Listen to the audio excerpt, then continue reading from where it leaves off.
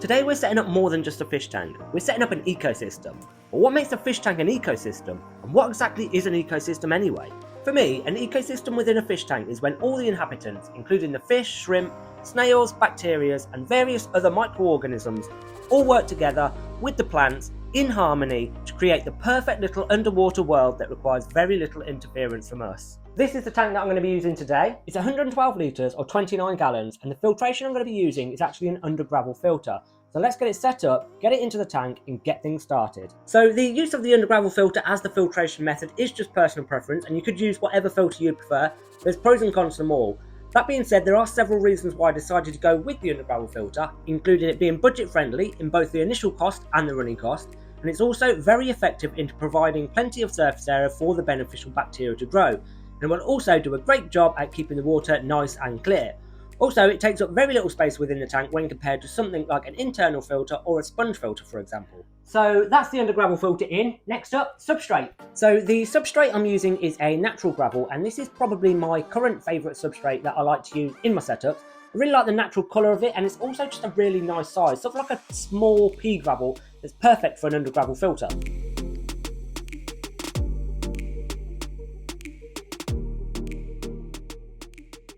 Okay, so that is our substrate in. Pretty decent depth there. Obviously, we do need it deep enough to plant in, and I have made it a little bit deeper towards the back because that is going to give a nice perception of depth, and that's where the majority of the plants that are going to be planted into the substrate will be also.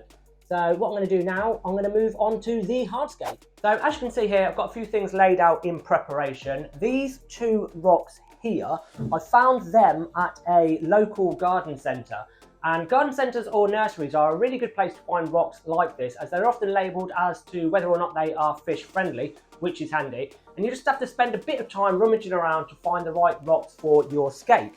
I've also got these two just here, which are pretty cool, and I just dug them up out of the garden. On top of that, I've also got some Mopani wood. I don't think I'm going to be using that though, as I've been finding Mopani does tend to leak tannins pretty bad, and I'm not really too keen on that look. But what I have got though in here, which I'm thinking I probably will be using, is some spiderwood, and it's in here just to make sure it remains waterlogged, so it hopefully won't float, which would obviously not be good. So once I've got the spiderwood out of the tub it was soaking in and given it a good rinse off, I started having a bit of a play around with the hardscape until I came up with something that I was happy with.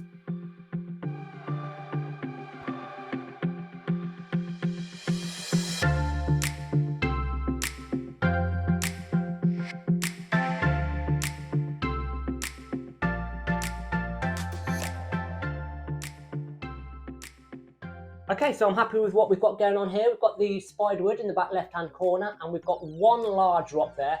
Then we've got a few smaller rocks just to give a few different textures. And I may add a few more of them later on once we've got the plants in. But for now, it's looking good, so I think it's time to get some water in.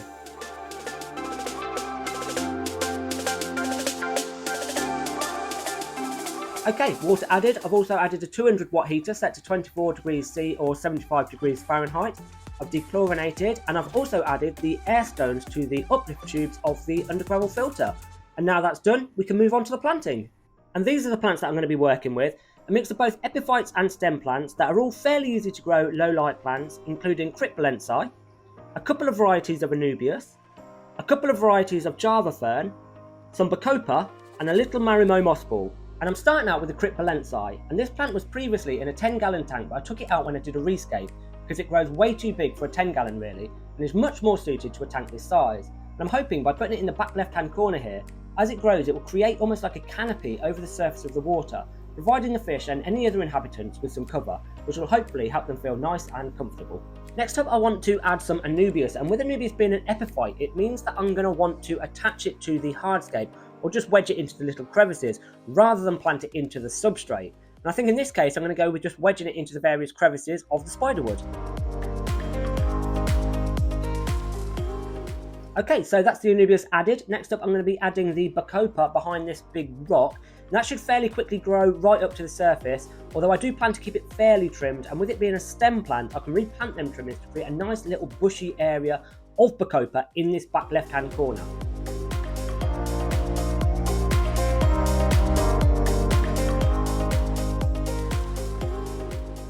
So with the Bacopa in, next up I'm going to add some of the different Java ferns. And like the Anubias, these are also epiphytes. But what I've done with these is I've attached them to rocks using instant contact superglue, which is completely fish, shrimp, snail and plant safe, which should hold them nicely in place. It also means that they can be easily moved around if we decide to do a little rescape at a later date. And any remaining little Java ferns that weren't attached to rocks, I just wedged in wherever I could.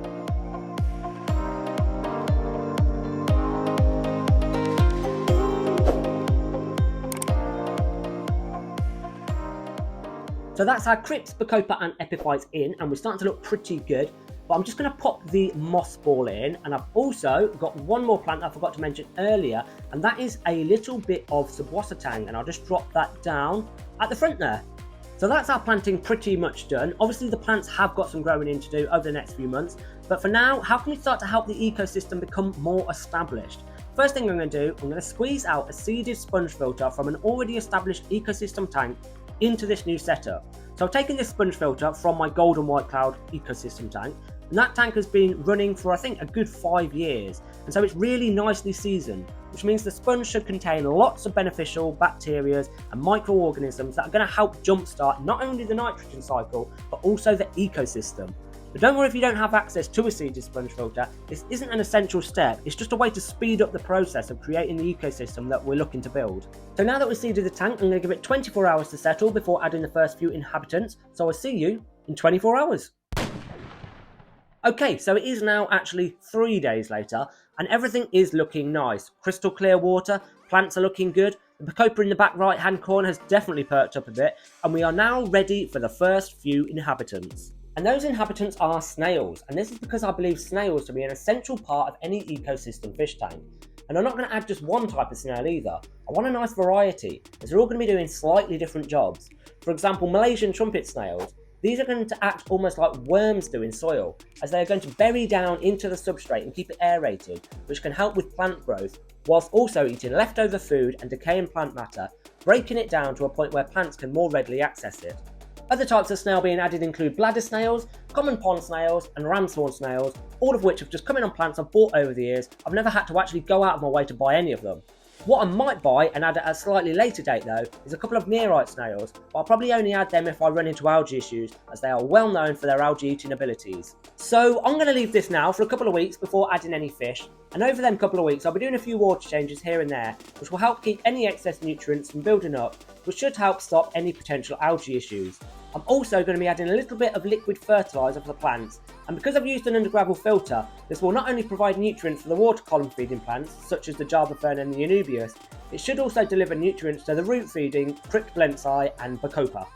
I will also be feeding a couple of algae wafers to the snails, which are going to help get things established and ready for the fish, and eventually shrimp. That will all be in a future video though, so hit the subscribe button and I'll see you then.